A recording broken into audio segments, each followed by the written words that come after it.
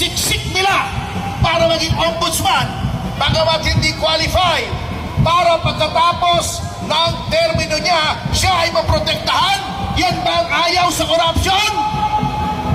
Para yung mga madidimanda sa flood control ay protektahan? Para sa unang-unang pagkakataon, politiko ang ombudsman! Walang politikong naging ombudsman. Bakit? Kasi nga, dapat independent ang ombudsman. Walang political ties. Ang gagawin yung ombudsman, dating ang tauhan, politiko. Oh, yan ba ang ayaw sa korupsyon? Oh, di ba? Niloloko tayo. Oh, di ba?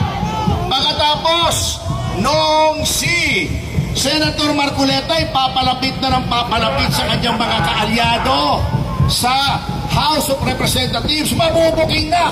Papalitan nila ang presidente ng Senado para mapapalitan yung chairman ng Blue Ribbon. Yan ba ang ayaw sa korupsyon? Oo. Pinagtatakpan.